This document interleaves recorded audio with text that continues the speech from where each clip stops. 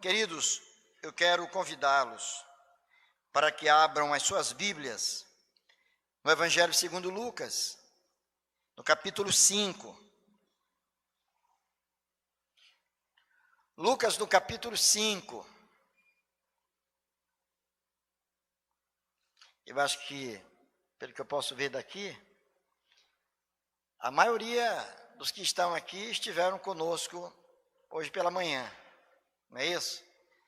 Então nós vamos ler o mesmo texto que nós lemos pela manhã. Lucas 5, os versos 27 e 28, 2 versos apenas. Lucas 5, versos 27 e 28, é que trata da vocação de Levi. Levi é o nome do meu neto também, está sentadinho ali atrás, mas esse aqui é outro Levi. Diz assim a palavra do Senhor: passadas estas coisas, saindo, viu um publicano chamado Levi, assentado na coletoria, e disse-lhe: segue-me. Ele se levantou e, deixando tudo, o seguiu. Que bênção, irmãos. São 2 versos apenas, que narram um episódio muito bonito, que foi a chamada ou a vocação de um homem chamado Levi. Esse mesmo episódio é narrado por Mateus, também no capítulo 9, e é narrado também por Marcos, no capítulo 2. Quando você lê o mesmo texto lá em Mateus, você vai ver que o nome da pessoa aqui dita é Mateus, mas se refere à mesma pessoa. E por quê? Era muito comum naqueles dias as pessoas terem mais de um nome. E o nome Levi era um nome de origem judaica, ele era judeu. Então o seu nome de origem judaica era Levi, mas de origem romana era Mateus. E o nome Mateus é um nome de menor expressão, de menor relevância. E você observa que quando o próprio Mateus, ele escreve o Evangelho, e quando se refere à sua própria vocação, ao seu próprio chamado, ele não vai usar aquele nome que poderia dar para ele um destaque maior, mas ele vai se referir a si mesmo como Mateus, o chamado de Mateus, a vocação de Mateus. E é muito interessante, porque todos os 3 evangelistas, os 3 autores, tanto Mateus, quanto Marcos e quanto Lucas, eles narram a vocação de Levi depois de um fato maravilhoso ocorrido, que foi a recuperação da saúde de um paralítico em Cafarnaum. Um homem que, de forma milagrosa, pôde voltar a andar pela ação de Jesus. E é muito interessante que essas 2 narrativas, elas estejam bem perto. E, particularmente, aqui em Lucas, você pode observar que vem depois da cura de um leproso, depois da cura de paralítico. A vocação ou a narrativa do chamado ou da vocação de Levi, ela vem exatamente depois de 2 fatos grandiosos. E a gente pergunta, será que isto aconteceu por acaso? E eu responderia sem nenhum medo de errar. Nada aqui nas Escrituras foi escrito por acaso. Tudo aqui tem exatamente um propósito. E tem um lugar no cânon sagrado. Deus tem um propósito soberano com tudo aquilo que Ele permitiu e com que Ele inspirou para que fosse escrito. O objetivo aqui da vocação de Levi era não somente mostrar que o Senhor Jesus chamou aquele homem que estava sentado na coletoria daquela forma tão extraordinária. O Senhor passa, ele está sentado na coletoria, o Senhor Jesus olha para aquele homem, O texto diz que Jesus viu, e esta palavra é tão pequena, Jesus viu, mas diz respeito a uma percepção total e geral, uma verdadeira radiografia. O Senhor olha para aquele homem e sabia exatamente quem ele era, e sabia exatamente o que ele fazia, sabia exatamente o que havia no seu coração, sabia dos problemas que ele enfrentava. Jesus passa, olha para aquele homem e simplesmente dirige-lhe a palavra dizendo: segue-me, vem e segue-me. E algo extraordinário aconteceu, porque aquele homem fora impactado de uma tal maneira por aquela palavra, por aquele chamado, que imediatamente também ele deixa tudo que estava ali, fica de pé e ele sai então e passa a seguir a Jesus. Ele obedece ao Senhor sem nenhuma resistência. E o que isso tem a ver com o que vem antes? O que isso tem a ver com a narrativa da cura do paralítico, da cura do leproso? E precisamos lembrar que, neste caso, Lucas está escrevendo a um oficial romano, a que ele chama de excelentíssimo Teófilo. E ele estava instruindo aquele homem acerca das verdades eternas. Porque a fé cristã, sim, ela tem um fundamento, uma base histórica. E pecamos, erramos, quando não nos debruçamos nas Escrituras para conhecer a palavra de Deus. E quando isso não acontece, facilmente nós tropeçamos. Facilmente nós nos equivocamos. Facilmente nós passamos a seguir roteiros completamente distintos daquele que Deus deseja que nós sigamos.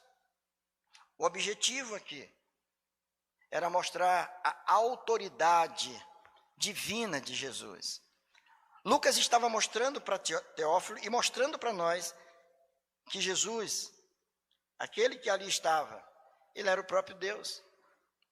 De que ele tinha todo o poder e toda a autoridade. Que a palavra de Jesus, ela era poderosa. Isso foi mostrado em outras passagens, quando ele repreende a fúria do mar, por exemplo. Quando ele repreende os ventos que de forma violenta batiam numa pequena embarcação, ameaçando aqueles que estavam dentro do barco, que ficaram apavorados e assustados com tudo aquilo que estava acontecendo. Jesus, com uma simples palavra, colocou em ordem as forças da natureza. Jesus é apresentado aqui como aquele, de fato, que tem poder, tem toda a autoridade, é o soberano Senhor. Por isso que ele não somente cura o leproso, por isso que não somente ele cura o paralítico, mas ele também dirige a palavra a um homem, e essa palavra vai com tanto poder e tanta autoridade, que aquele homem em momento algum questiona aquilo, simplesmente se levanta, sai do seu lugar e obedece ao Senhor. Isso mostra a autoridade de Jesus. E nós falávamos hoje pela manhã, porque nós lemos esse mesmo texto, e eu disse que nós iríamos dividir didaticamente, falando esta porção em dois sermões. O primeiro deles, falando sobre propriamente o chamado de Jesus, sobre a natureza e o propósito desse chamado de Jesus, falando da autoridade de Jesus ao chamar aquele homem. E afirmamos e dissemos que à noite nós iríamos estudar esse mesmo texto sobre uma outra ótica, uma outra perspectiva, sobre a perspectiva daquele que foi chamado, aquele que recebeu a vocação, aquele que ouviu a voz do Senhor naquele momento. E essa análise, irmãos, essa compreensão, ela é de fato muito importante, por uma razão muito simples, os irmãos haverão de entender. Muita gente ouve, muita gente toma conhecimento do Evangelho de Cristo Jesus. Muita gente já ouviu muitos sermões por aí, muitas exposições bíblicas. Entretanto, apesar de terem ouvido tantas mensagens e tantos sermões e tantas exposições, mas até hoje permanecem exatamente no mesmo lugar, do mesmo jeito, estando completamente indiferentes as palavras que podem transformar, ou que poderiam transformar as suas vidas. O que nós encontramos aqui é um homem marcado por uma natureza caída. Quando a gente ouve falar que Levi estava sentado na coletoria, talvez isso não nos diga muita coisa. Era apenas um homem que estava no exercício da sua profissão. Ele era um publicano, ele era um cobrador de impostos, ele era um judeu que estava a serviço do Império Romano. Roma tinha o domínio político do mundo naqueles dias. A Grécia tinha o domínio da cultura daqueles dias. Mas o domínio político era de Roma. E cabia a eles, portanto, cobrar os impostos. E aquele judeu estava a serviço do Império Romano. Portanto, aquele homem que Jesus viu era um homem desprezado pelos seus contemporâneos, pelos seus conterrâneos, pelas pessoas que moravam na mesma cidade que ele. Ele era desprezado por uma razão simples também, porque ele era visto como traidor da pátria, como sendo ele um judeu, estava a serviço de um povo que os estava dominando. Isso era inadmissível. E muito mais do que isso, os publicanos, de forma geral, eram vistos como ladrões, usurpadores, inimigos do povo de Deus, porque estavam cobrando abusivamente, além do que era cabível. Muitos deles enriqueciam com esses valores que vinham a mais. Muitos viviam muito bem, desfrutando de uma grande fortuna,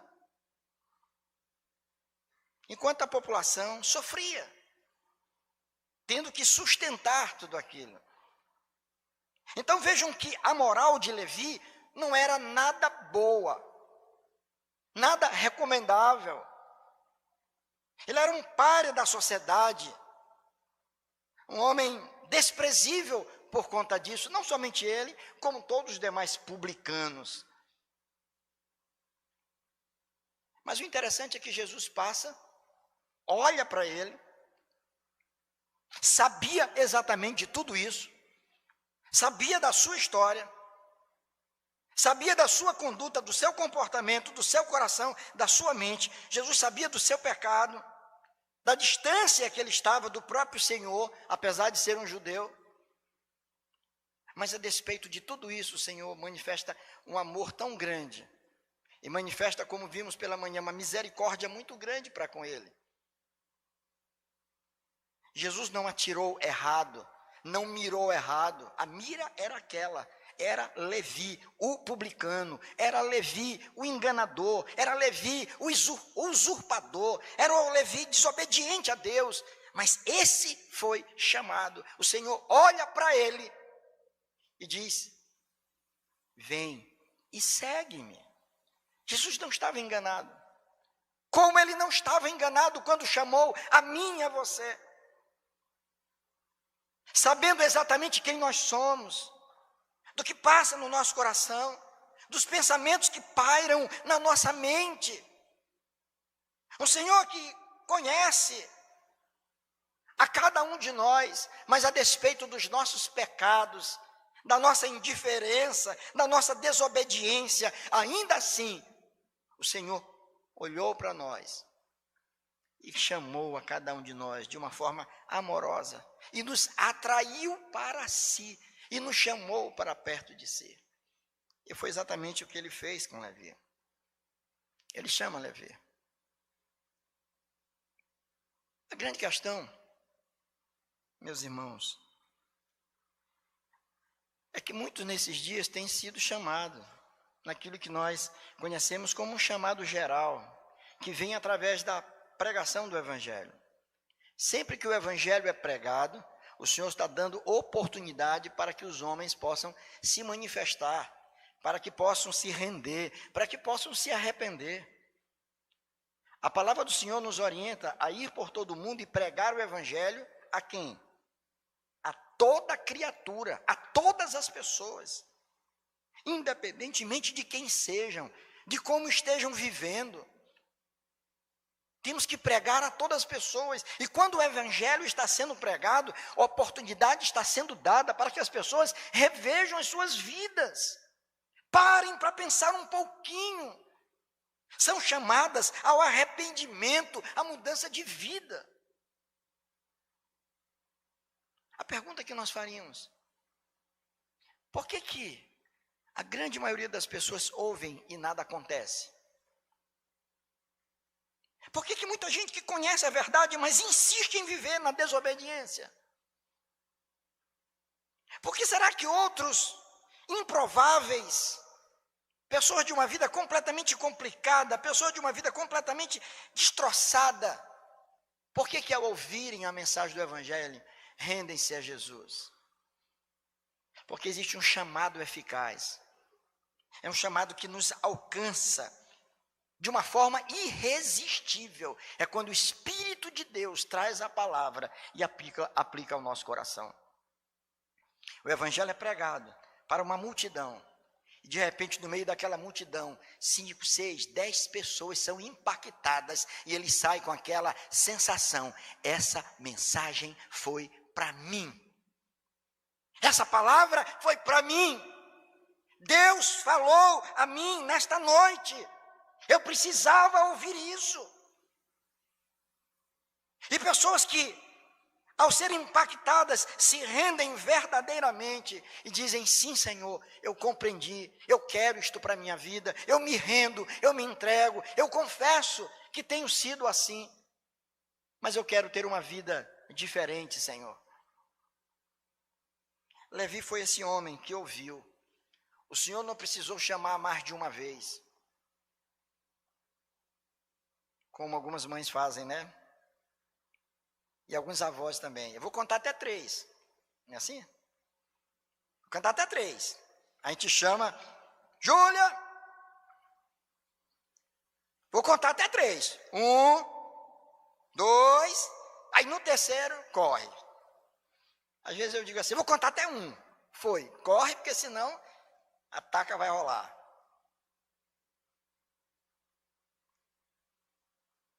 Levi foi chamado uma única vez. O Senhor olhou para ele e o chamou. E algumas coisas aconteceram.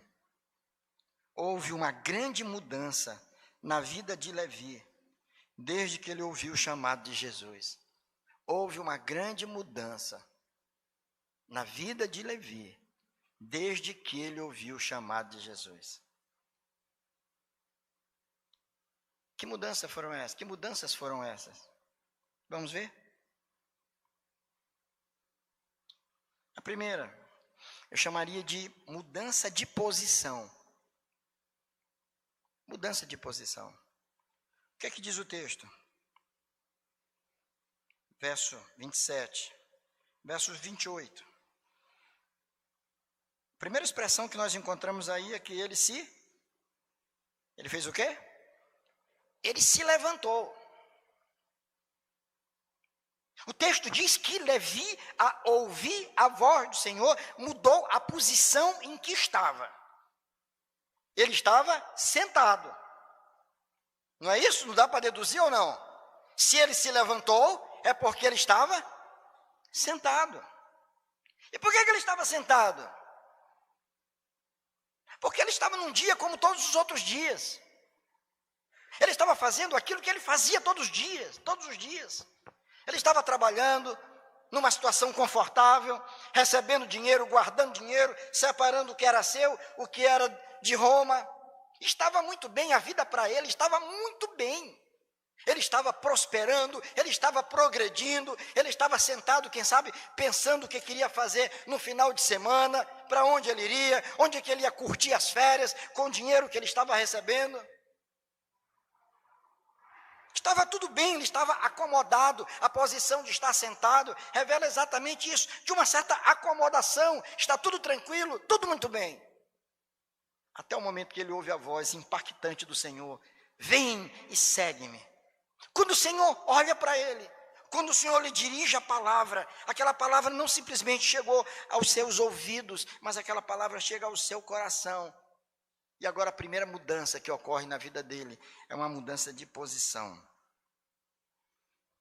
Aquele homem agora se coloca de pé. Isto é, irmãos, ele não poderia mais ficar do mesmo jeito que estava. Quando Deus fala com a gente de forma pessoal e poderosa, quando o Espírito Santo de Deus aplica a palavra do Senhor nos nossos corações, nós não permanecemos do mesmo jeito. Há uma mudança de posição. Estávamos sentados, confortados com a situação que vivíamos, mas de repente nós nos colocamos de pé. Nós nos erguemos, nós nos curvamos diante do Senhor, reconhecendo, sim, sou eu quem Ele está chamando. Eu estou de pé porque foi a mim que Ele chamou. Ele não chamou os meus colegas de trabalho.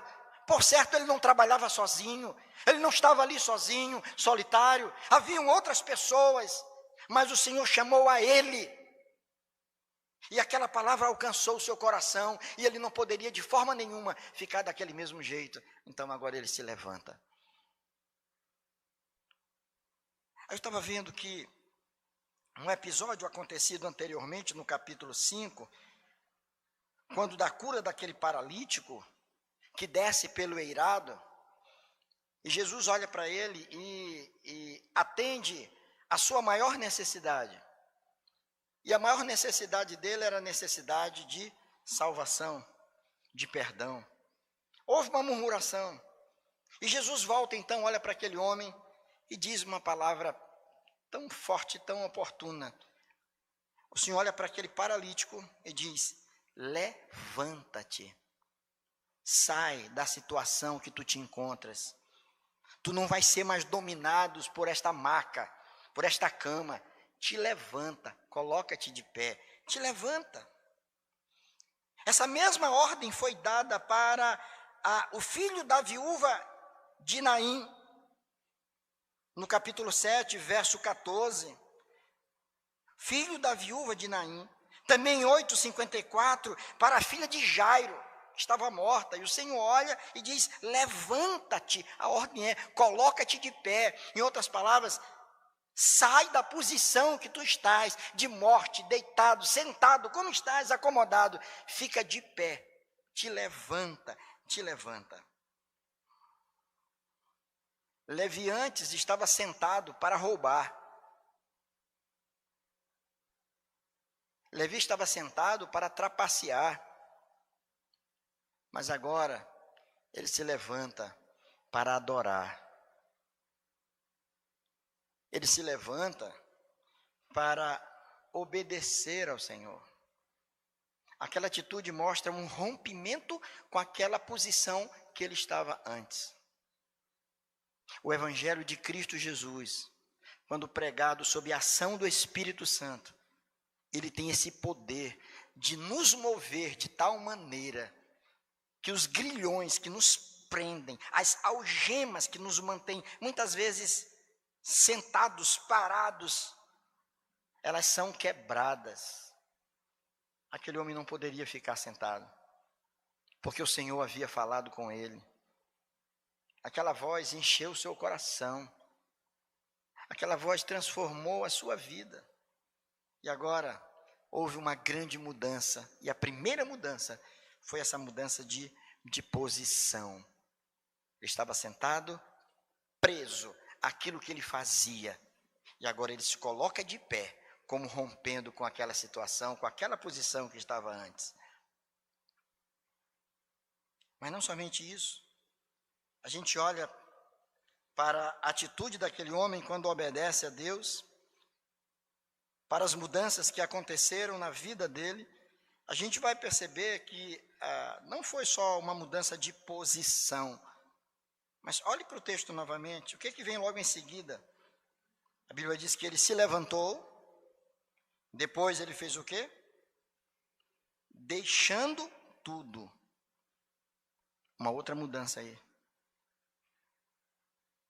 Sabe que mudança foi essa? Eu a chamei aqui de mudança de valores. Mudança de valores. Houve uma mudança. Ele deixou tudo. Aquilo que para ele era valioso, aquilo que para ele era o mais importante, ele deixa para lá. Porque havia agora algo melhor, incomparavelmente melhor para ele. Ele não poderia continuar da mesma forma, sustentando paixão pelos mesmos valores, uma vez que o Senhor falou com ele e que ele sentiu a presença do Senhor no seu coração, estava diante dele ali. Ele não pensa duas vezes. O texto diz que ele deixa tudo. Aí você vai dizer, mas isso aí todo mundo faz. Todo mundo que tem um encontro com Jesus, ele deixa tudo. Vamos ver? Vocês estão lembrados lá de Mateus 19, a partir do verso 16, aquela história do jovem rico? Hein? Estão lembrados do jovem rico? Lembra, né, Samira? O jovem rico chegou para o Senhor, pensando, o que é que eu faço para herdar a vida eterna, Senhor? O Senhor pergunta para ele, Jesus pergunta para ele, conhece os mandamentos? Quais? Aí ele sai citando, né? Eu cito alguns mandamentos, isso aí, desde menino, isso tudo eu obedeço, eu faço tudo isso aí. Ele era um jovem rico. E o Senhor disse para ele, muito bem, para te dar um 10 aqui, vai, vende tudo que tu tens, dá para os pobres, depois vem e me segue. Como é que é? A gente se faz de surdo às vezes, não é assim que a gente se faz? Quando a gente tem alguma coisa, como é que é? Não entendi, faz de bobo. Não começa, Senhor, para fazer o quê? Vende tudo, abre mão de tudo. E vem e me segue. Irmãos, eu já li a Bíblia várias vezes. Cheguei no Apocalipse e o rapaz ainda não voltou. Não voltou nunca. Ele foi embora chateado, triste. Por quê? Porque o seu coração estava preso naquilo que para ele era mais valioso. Eram os bens materiais. Ele estava preso àquilo.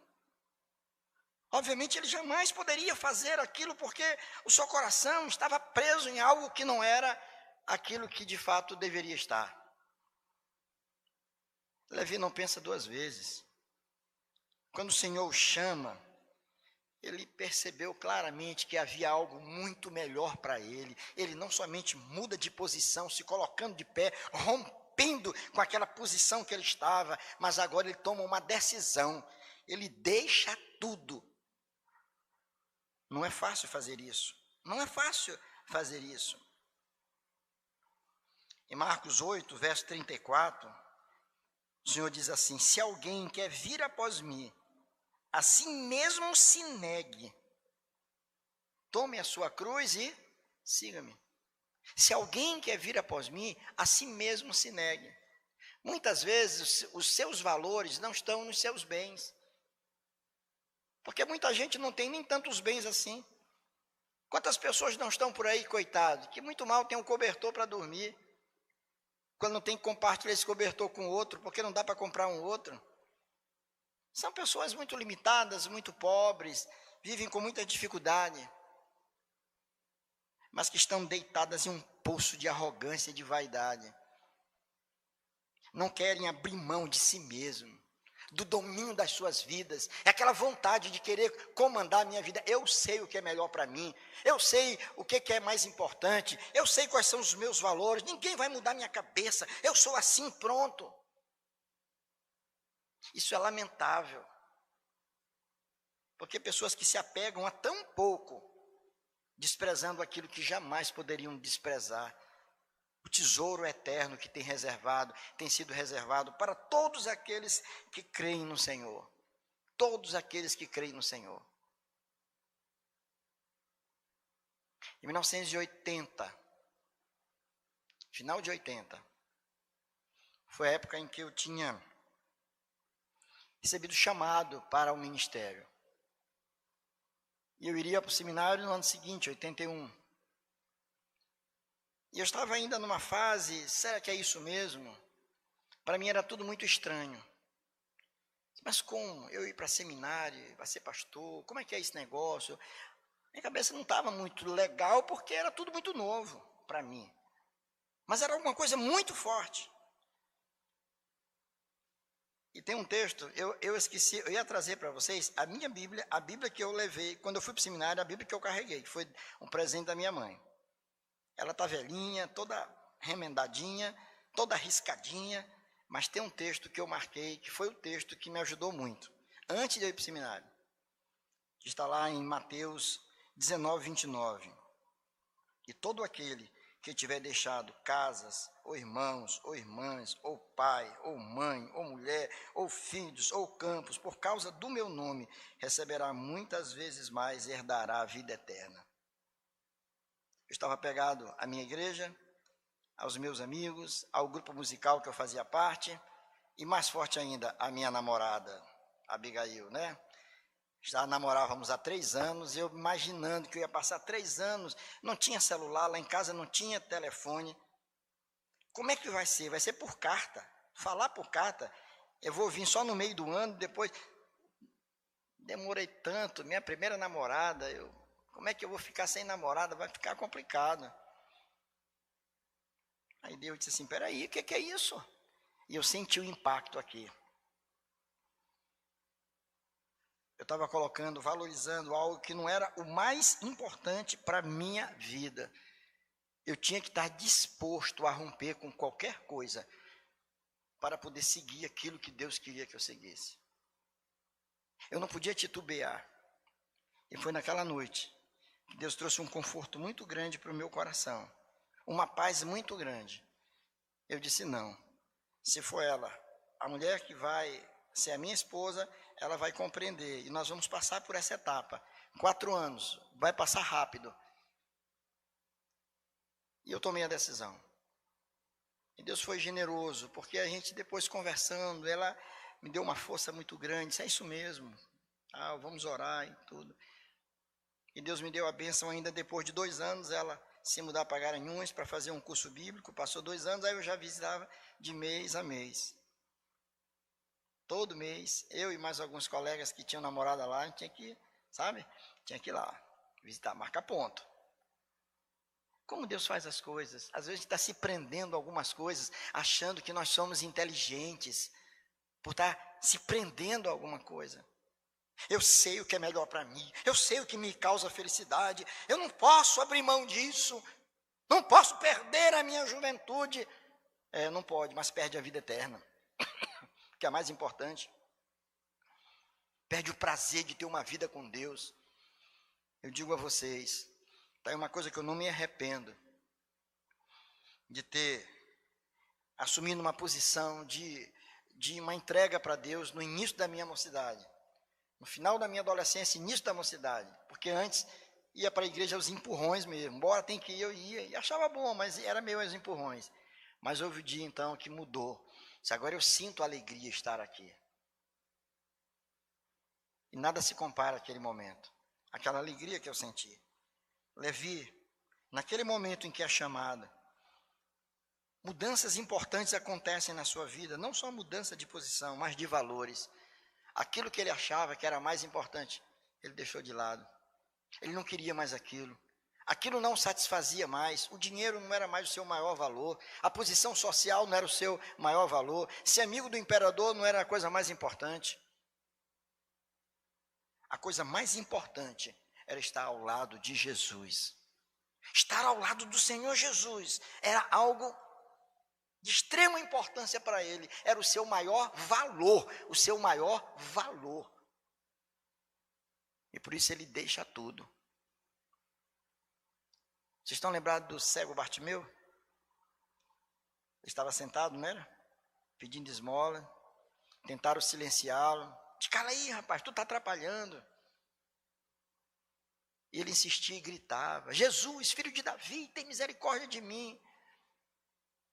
E o Senhor Jesus para, porque o Senhor Jesus sempre para ouvir aqueles que o buscam.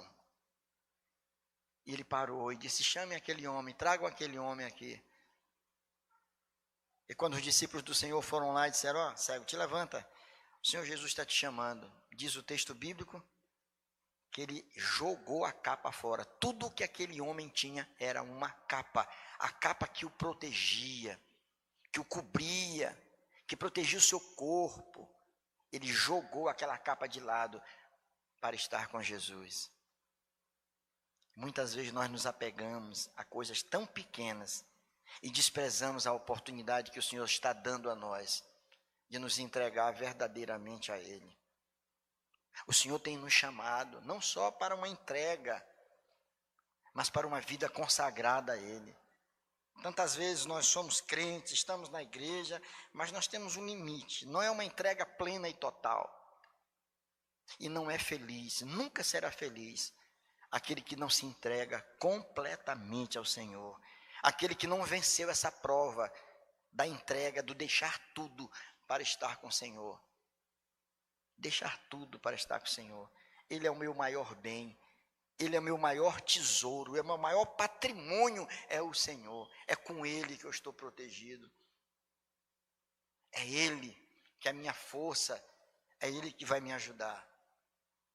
Então, Levi não somente mudou de posição, estava sentado e ficou em pé, não só muda de valores, porque deixa tudo que era importante para seguir algo que para ele era muito mais importante. Mas se você observar no texto, tem mais outra coisa que ele fez. Ele se levantou, deixando tudo, e seguiu. Que mudança foi essa? Mudança de rota. Mudança de rota. Nós fazemos o nosso roteiro de vida. Nós estabelecemos os nossos programas.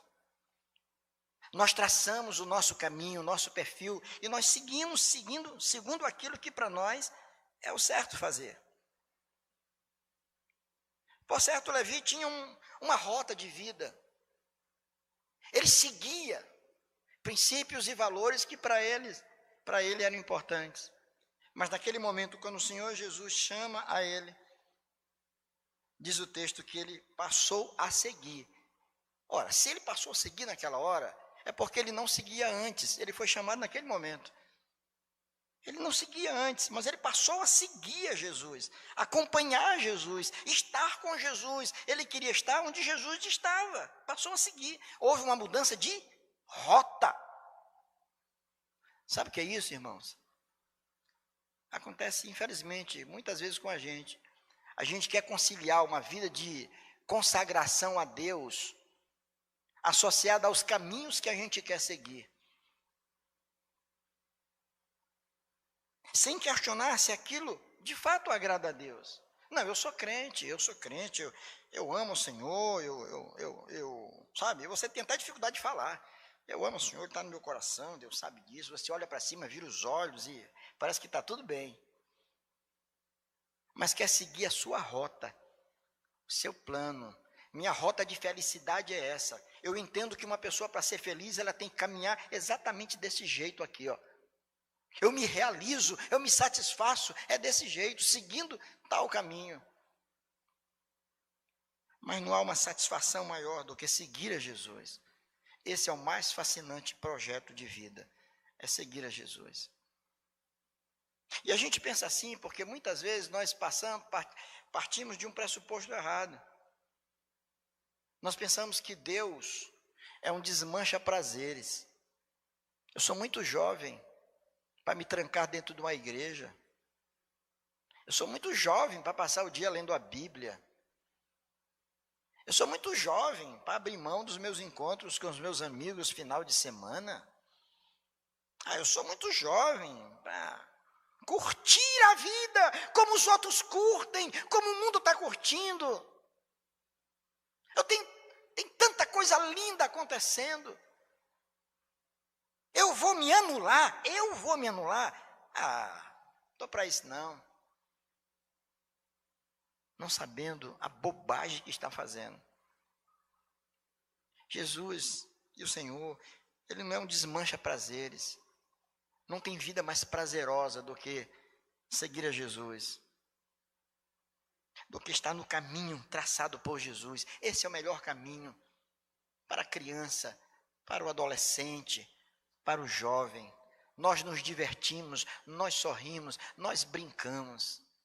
Eu vinha comentando no carro, quando vinha para cá, que eu tenho boas lembranças da minha juventude, mas muito boas. E ela foi vivida dentro da igreja. Nós brincávamos, íamos para retiro, fazíamos vigílias, nos reuníamos para jogar futebol na praia. Saímos para fazer serenatas à noite. Naquele tempo podia sair com violão nas costas pela Coab fazendo serenata. As casas, os muros eram baixos, a gente pulava o muro, ia para a janela, fazia serenata. E não é só para as moças, não. A gente fazia serenata para as senhoras, para os homens, para as famílias, para os idosos. Tinha vontade de fazer isso, era legal. Nós curtíamos a vida da melhor maneira possível. Melhor maneira possível. Prazer de ir para uma reunião de oração. Que prazer estar para uma reunião de oração. Que prazer inventar uma vigília da mocidade. A igreja tinha uma cortina lá, a gente tirava a cortina do lugar e se enrolava nela porque estava fazendo frio de noite. Traquinagens, né? Santas traquinagens. Claro que o pastor não sabia. Depois a gente botava a cortina no lugar. Mas que bênção. Sair de casa para ensaiar com um grupo musical 2, 3 vezes na semana, carregando instrumento na costa. Os pais não tinham carro para levar para a igreja, se andava a pé para poder chegar lá. Que juventude maravilhosa, que coisa maravilhosa. Quantos jovens hoje estão perdendo a sua vida, perdendo a sua juventude, vivendo um projeto malfadado, fracassado. Pessoas que estão abrindo mão da oportunidade de serem verdadeiramente felizes. Nada se compara a seguir a Jesus. Aquele homem não somente mudou de posição, não somente mudou de valores, mas mudou de rota, passou a seguir a Jesus. Deixa eu te fazer uma pergunta. A quem você tem seguido? A quem você segue? As redes sociais estão aí. Muitos ídolos estão sendo seguidos por multidão. E tem gente que está inteirada de tudo que acontece na vida deles. E a gente segue muitas vezes as multidões. Estão cambaleando sem saber para onde estão indo. Quem é que nós estamos seguindo? Quem é que molda a tua mente? Você pensa o que pensa, por quê? O que você tem feito? Quem você segue? Olha para o lado, pensa assim, eu estou nessa posição. Quem está do meu lado? Quem que pensa como eu penso? Esse é um exercício que eu faço sempre. Eu preciso me certificar quando eu estou inseguro. Deixa eu ver o que pensa fulano. Deixa eu consultar algumas pessoas que para mim são caras, são importantes. Deixa eu ver o que eles pensam sobre esse assunto. Eu fui convidado assim que houve aquele ataque terrorista, esse é o nome. Ataque, não é guerra, é ataque terrorista do Hamas em Israel. Eu fui convidado por uma jornalista para uma entrevista com outras pessoas, para falar sobre aquilo. E eu não aceitei. Até porque era semana eu não podia também, mas ainda bem que eu não podia, porque eu não me sentia devidamente preparado. Eu digo, eu preciso ler mais sobre isso. E eu me cerquei de livros. Procurei na internet, comprei muito. E passei a ler, devorar, para entender, para ter uma posição clara e definida, para não cair numa vala comum com pessoas que, meu Deus do céu, eu não sei onde estão com a cabeça. Isso agora eu entendi. Eu compreendi exatamente. Agora eu tenho uma posição muito clara sobre isso. Quem que nós estamos seguindo quando a gente se manifesta, quando a gente manifesta as nossas posições, seja em que área da vida for? Seguir a Jesus é o melhor caminho. Ouvir aqueles que são fiéis ao Senhor é o melhor caminho. Levi, quando foi chamado, mudou de posição, mudou de valores, mudou de rota, passou a seguir o Senhor. Conclusão. A conclusão de tudo isso vem no verso que está logo abaixo. Eu chamo sua atenção porque está lá. Diz o texto bíblico. Então, lhe ordenou, lhe ofereceu Levi um grande banquete em sua casa, e numerosos publicanos e outros estavam com eles à mesa. Sabe o que aconteceu aí? Aquele homem que foi impactado por aquela voz que o chamou.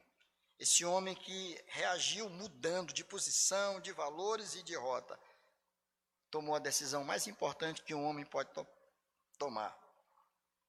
Não isolou aquela sua decisão, mas ele levou Jesus para dentro da sua casa, para dentro do seu lar. Colocou Jesus ali e ofereceu para ele um banquete. Ele queria servir ao Senhor de alguma forma. Ele disse, eu vou oferecer um banquete para ele. E mais uma coisa, ele convidou todos os seus amigos, aquela turma desonesta, aqueles que trabalhavam com ele, aquele que era um colega dele. Sabe por que ele fez isso? Porque ele estava tão consciente do que ele tinha feito, tão cheio de Deus, tão certo do que ele estava fazendo, do que tinha acontecido na vida dele, que ele queria mostrar isso para os seus amigos, ele queria mostrar para todo mundo, ele queria também que os seus amigos tivessem a mesma oportunidade de passar pela mesma experiência que ele passou. Ele fez isso, levou Jesus para sua casa, chamou os seus amigos. Interessante que naquele contexto, muitos criticaram, muitos censuraram ao próprio Jesus por estar ali na presença de pessoas que eram pecadoras. Você é alguém que ouviu o chamado de Jesus? Você já ouviu? Jesus já te chamou, já falou contigo, você já ouviu esse chamado, você já se entregou verdadeiramente ao Senhor? Será que você que está aqui nos ouvindo, você já fez uma entrega da sua vida a Jesus? Já colocou a tua vida nas mãos dele? Você já reagiu positivamente a esse chamado, mudando de posição, mudando de valores, mudando de rota, tendo como objetivo da sua vida servir ao Senhor, fazendo com alegria? Então viva isso dentro da sua casa. Alguém já disse que é o lugar mais difícil de viver o Evangelho, é dentro de casa. Viva esse Evangelho dentro da sua casa, viva a sua fé na intimidade do seu lar, e não perca a oportunidade de levar esse Jesus aos seus amigos, de mostrar às outras pessoas o quanto você é feliz por servir ao Senhor, mostrar para as pessoas que vale a pena entregar a sua vida nas mãos do Senhor, que vale a pena dizer sim ao chamado do Senhor. Não tem vida que se compare a uma vida com Deus. Portanto, meu querido, se tem alguém aqui nesta noite que não entregou a sua vida a Jesus, te convido a fazer isso. Você ouviu a mensagem do Evangelho, que você entregue a sua vida a Jesus. E a você que já entregou a sua vida ao Senhor Jesus, não aceite um projeto de vida inferior àquilo que Deus quer para você. Não aceite isso. Viva integralmente a sua fé. Viva integralmente, de uma forma consagrada. Consagre-se a Deus, alegre-se em Deus, glorifique a Deus por aquilo que aconteceu na tua vida. Não tenha medo de mudar de posição, de valores e de rota. Não existe um caminho melhor e mais seguro do que aquele que o Senhor esboçou para nós. Que Deus tenha misericórdia de cada um de nós e em Cristo Jesus Ele nos abençoe. Amém.